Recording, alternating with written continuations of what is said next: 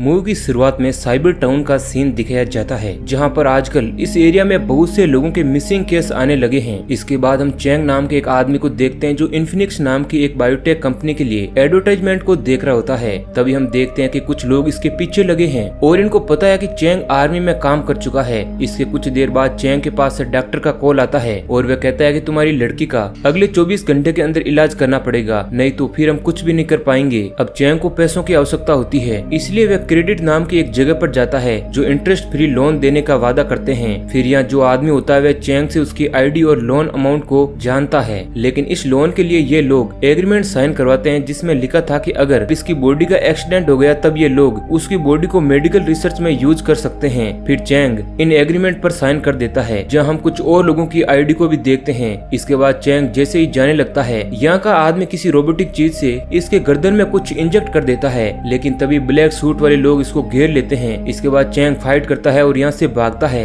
लेकिन black suit पहनने वाले लोग अभी भी इसका पीछा नहीं छोड़ते हैं। इसलिए चैंग फिर से इनके साथ फाइट करता है और इन सभी को जख्मी करने के बाद जाने लगता है, लेकिन तभी उसे कुछ होने लगता है और वह वहीं पर बेहोश हो जाता है। फिर हम देखते हैं कि चैंग को इंजेक्शन लगाया जाता है और इसकी बॉडी में कोई सीरम इंजेक्ट की जाती है। इसके कुछ देर बाद चैंग होश में आता है और खुद को एक बर्फीले जंगल में पाता है, लेकिन तभी हम यहाँ पर कुछ और भी लोगों को देखते हैं, लेकिन इनमें से कोई भी नहीं जानता कि ये लोग इस वक्त कहाँ पर है। इसी दौरान चैंग एक ब्लैक कपड़े को देखता है, जिसके बाद वह उसे हटाता है जहाँ पर कुछ वेपन रखे हुए थे। अब इस चीज को देखकर सभी लोग डर जाते हैं और फिर अपने लिए एक वेपन ले लेते हैं, लेकिन किसी को पता नहीं होता है कि इनको करना क्या है। तभी अचानक से इन लोगों के ब्रेसलेट में 12 घंटे का काउंटडाउन शुरू हो जाता है। इनमें से किसी को पता नहीं होता है कि आखिर उनके साथ होने क्या वाला है। तभी अचानक से कोई इनमें से एक आदमी को मार देता है। फिर ये लोग अपने पीछे देखते हैं, इनको यहाँ पर बहुत सारे ब्लैक सूट वाले आदमी नजर आते हैं। अब ये देखते ही सभी लोग भागने लगते हैं और ब्लैक सूट वाले आदमी इनका पीछा करने लगते हैं और पकड़े जाने पर इनको मार देते हैं। अब ये देख चैंग इनका सामना करता है और इनको मारना शुरू करता है। तभी इसी बीच ब्लैक सूट वाला एक आदमी एक लड़की को पकड़ने वाला होता है, लेकिन एना अपने तीर से इसको मार देती है।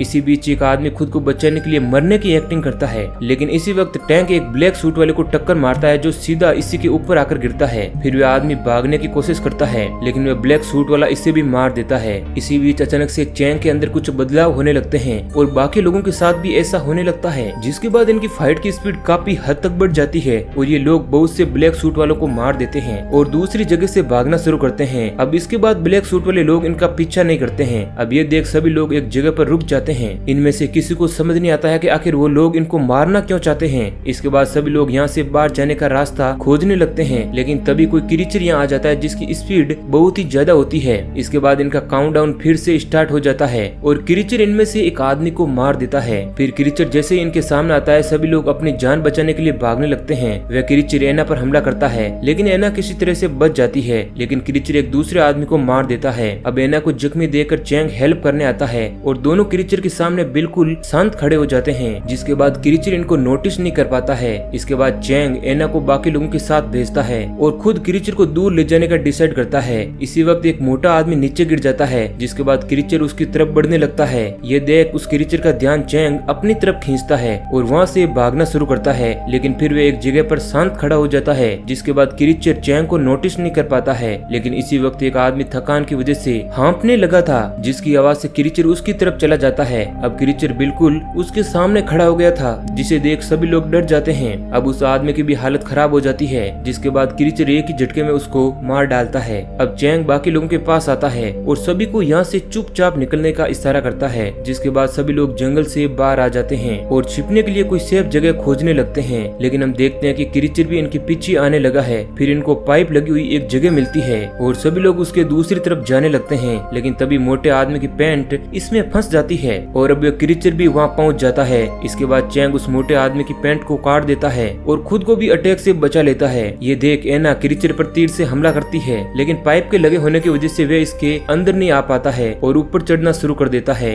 अब ये देख चैंग सभी को भागने के लिए कहता है, लेकिन वह मोटा आदमी गिर जाता है। अब इस दौरान बाकी सभी लोग थक चुके थे, इसलिए सभी लोग यहाँ पर रेस्ट करने लगते हैं। अब यहाँ सभी लोग डरे हुए थे, उन्हें बिल्कुल भी समझ नहीं आ रहा था कि उनके साथ क्या हो रहा है। चैंग कहता है कि शायद उसे जेनेटिक म्यूटेशन से बनाया गया है। अब यहाँ एना कहते हैं कि आखिर हम यहाँ पर आए कैसे। फिर वह मोटा आदमी बताता है कि मैं क्रेडिट नाम की एक जगह पर गया था, उसके बाद मैं सीधा यहाँ पर आ गया हूँ। फिर पता चलता है कि टैंक भी वहीं गया था। तभी एना याद करती है कि उसने ब्लैक सूट वाले लोगों की गर्दन पर एक स्पेशल टैटू देखा था वह सभी को इसका डिजाइन बनाकर दिखाती है। इसके बाद पता चलता है कि ये लोगो इन्फिनिक्स कंपनी का है। हम देखते हैं कि इन कंपनी वाले लोगों ने इन सभी को एक जगह पर रखा है जिनकी बॉडी से कुछ डिवाइस भी कनेक्टेड है और यहाँ पर रिवील होता है कि जो लोग जंगल में फंसे हुए हैं वहाँ पर उनकी असल बॉडी नहीं है। इसके बाद यहाँ पर गया नाम की एक डॉक्टर आती है जो असल में इस कंपनी की सीईओ है। फिर इसकी टीम उसे सभी कैंडिडेट के कंडीशन के बारे में बताने लगती है जिसमें एना की बॉडी में पावर काफी हद तक बढ़ चुकी है, लेकिन इन सभी में चैंग सबसे अलग है क्योंकि वह काफी देर बाद बेहोश हुआ था और चैंग के मसल ग्रोथ के साथ ब्रेन फंक्शन भी इम्प्रूव हो चुका है। ये सुनकर डॉक्टर काफी खुश होती है। इधर ये सभी लोग बहुत देर तक बाहर निकलने का रास्ता खोजने लगते हैं लेकिन उन्हें कोई भी रास्ता नजर नहीं आता है और ये लोग एक जगह पर आराम करने लगते हैं जहाँ पर सभी लोग एक दूसरे को इंट्रोड्यूस कराते हैं जिसमें से मोटे आदमी का नाम वैंग स्यून होता है। वह गेम डिजाइन में एक्सपर्ट है। इसके अलावा इनके साथ में जो दूसरी लड़की थी उसका नाम सियावो था। अब इसके बाद ये लोग आगे जाने लगते हैं लेकिन डॉक्टर इनके ऊपर लगातार नजर रख रही होती है और वे अगला टेस्ट शुरू करने के लिए कहती है। फिर इन सभी के ब्रेसलेट में फिर से काउंटडाउन स्टार्ट हो जाता है जिसमें अब केवल 6 घंटे का समय बचा हुआ था। ये देख सभी लोग अलर्ट हो जाते हैं लेकिन अगले ही पल ये बिल्डिंग टूटने लगती है जिसे देख सभी लोग वहाँ से भागने लगते हैं। फिर ये सभी एक जगह पर फंस जाते हैं जहाँ की चारों तरफ की जगह टूट जाती है और ये सभी लोग एक छोटी सी जगह पर आ जाते हैं। तभी अचानक से यहाँ की जगह हिलने लगती है जिसके दौरान टैंक सियाओ को बचाता है लेकिन फिर जैसे ही उसका हाथ पकड़ने आता तो सियाओ टैंक के अंगुली पर पैर रख देती है और फिर टैंक यहाँ से नीचे गिर जाता है।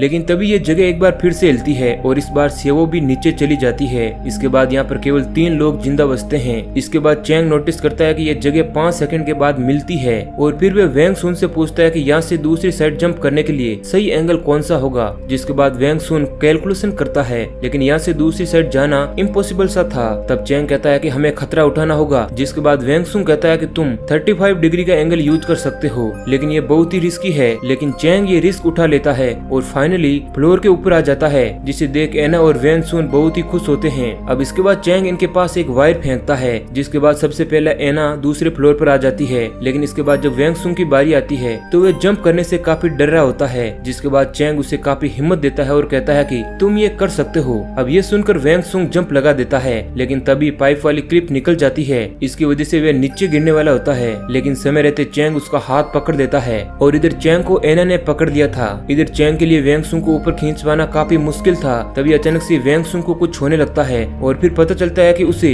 ब्रेन हेमरेज हो गया है क्योंकि वैंग सुंग ओवरडोज को सहन नहीं कर पा रहा था। लेकिन डॉक्टर उसे और भी इंजेक्शन देने की बात करती है। इधर एना के लिए ज्यादा देर तक उनको रोक पाना मुश्किल था। वैंग सुंग चैंग से कहता है कि तुम मुझे जाने दो नहीं तो हम सब मारे जाएंगे। लेकिन चैंग फिर भी उसे बचाना चाहता था। तभी वैंग सुंग का हाथ चैंग के हाथ से छूट जाता है और वह इस जगह से नीचे गिर जाता है। अब कुछ ही देर में ये जगह पूरी तरह से गिरने वाली थी इसलिए एना चैंग को भागने के लिए कहती है। इधर पुलिस को क्रेडिट शॉप से एक सिग्नल डिटेक्ट हुआ था जो कि इन्फिनिक्स कंपनी में जाकर गायब हो गया था। इसलिए उनको शक है कि ये कंपनी ही लोगों को गायब करने में शामिल है क्योंकि जब से गया नई सीईओ बनी है वह कंपनी की नई टेक्नोलॉजी पर ज्यादा ध्यान देने लगी है और हो सकता है कि उसी ने अपनी रिसर्च के लिए लोगों को गायब करना शुरू कर दिया है। इधर गया का आदमी उससे कहता है कि अब चैंग और एना भी अपने फिजिकल लिमिट को पार करने वाले हैं इसलिए अब इंजेक्शन को रोक देना चाहिए। लेकिन गया अपने अगले टेस्ट की तैयारी शुरू करने के लिए कहती है और यहाँ से अपने 2 लोगों को भेजती है। वहीं दूसरी तरफ एना का पेट जख्मी हो गया है इसलिए चैंग इस पर कपड़ा बांध देता है। तभी चैंग अपना बॉक्स खोजने लगता है जिसके बाद एना उसका बॉक्स उसे वापस दे देती है। तब चैंग कहता है कि मेरी बच्ची ने मुझे ये दिया था, वो मेरे दिल की धड़कन है लेकिन उसे एक जेनेटिक बीमारी है।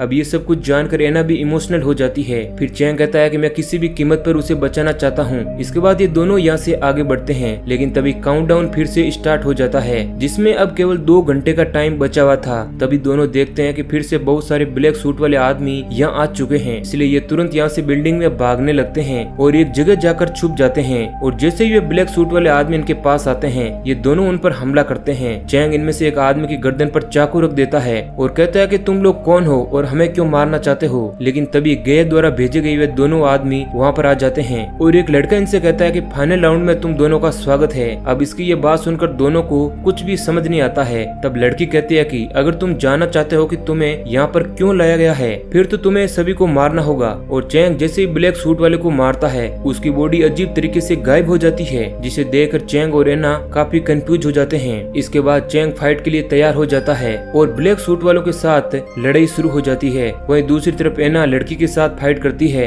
लेकिन वह शुरू में इस पर भारी पड़ रही थी लेकिन फिर भी एना इसको शानदार टक्कर देने की कोशिश करती है लेकिन एक लड़की एना को जख्मी कर देती है इधर चैंग सभी ब्लैक सूट वालों को हरा देता है, जिसके बाद लड़का इसके साथ फाइट करता है। लेकिन इसी वक्त एना और चैंग दोनों की कंडीशन खराब होने लगती है, जिसे देख गया का एक आदमी इंजेक्शन को रोक देने के लिए कहता है, लेकिन वह किसी की बात को नहीं सुनती है और एक्सपेरिमेंट को कंटिन्यू रखने के लिए कहती है। लेकिन तभी कुछ ही देर बाद काउंटडाउन खत्म होने लगता है और ये बात पता चलते ही गया काफी खुश होती है, क्योंकि दोनों ने सभी टेस्ट को पास कर लिया था और अब उसे परफेक्ट जीन मिल गया है। इसलिए वे अपने लोगों को वापस बुला लेती है। इसके बाद वे खुद उनके पास आती है और उनको जेनेटिक रिसर्च में पास होने के लिए बधाई देती है। लेकिन असल में यहाँ गया का 3D इमेज आया होता है। वह कहती है कि मुझे एक परफेक्ट जीन मिल गया, तब मैं उसकी एंटीबॉडी बनाकर लाखों लोगों की जिंदगी बचा सकती हूँ। इस पर चैंग कहता है कि तूने केवल अपने एक्सपेरिमेंट के लिए इतने सारे मासूम लोगों को मार दिया है। फिर एना गुस्से में इस पर हमला करने लगती है, जिसके बाद उसकी कंडीशन काफी खराब हो जाती है। तब गया कहती है कि ऐसा लगता है कि मेरी रिसर्च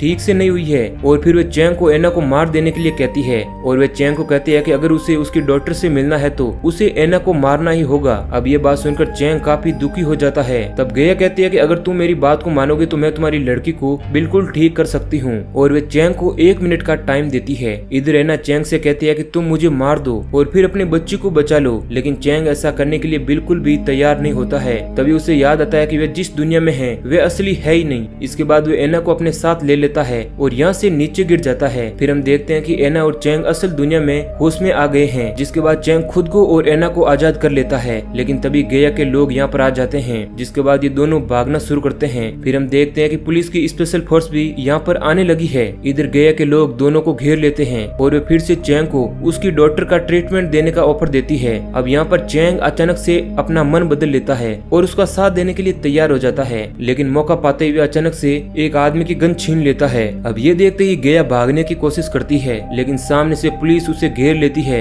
और वे लड़का चैंग पर फायरिंग करने लगता है। लेकिन तभी पुलिस उस पर फायरिंग शुरू करती है और वे उस लड़की को भी शूट कर देते हैं। इसके अलावा पुलिस फोर्स चैंग और एना को भी अपनी हिरासत में ले लेती है। इसके बाद हमें बताया जाता है कि गया को गैर कानूनी एक्सपेरिमेंट के लिए गिरफ्तार कर लिया गया है और अब उसकी पूरी कंपनी को गवर्नमेंट कंट्रोल कर रही है। फिर 6 महीने बाद साइबर सिटी का सीन दिखाया जाता है, जहाँ चैंग की लड़की बिल्कुल ठीक हो चुकी है और एना इससे मिलने आई है, लेकिन वे अभी भी अपने फादर से नहीं मिल पाई है, इसलिए वे काफी दुखी है। तब एना कहती है कि तुम्हारे फादर जरूर आएंगे, तुम दुखी मत हो। और यहाँ खुद एना भी काफी इमोशनल हो जाती है। इसके बाद हम चैंग को व्हील चेयर पर देखते हैं, जिसने खुद फोटोन टेक्नोलॉजी को ट्राई किया है और इसी की वजह से उसकी लड़की ठीक हो पाई है। लेकिन अब खुद चैंग की कंडीशन काफी खराब हो चुकी है। इसके बाद उसकी डॉटर एना के साथ पतंग उड़ाने लगती है और ये मूवी यहीं पर एंड हो जाती है। तो दोस्तों, ये कहानी आपको कैसी लगी है हमें कमेंट करके जरूर बताना। ऐसे ही इंटरेस्टिंग वीडियो पाने के लिए हमारे चैनल को सब्सक्राइब जरूर करें।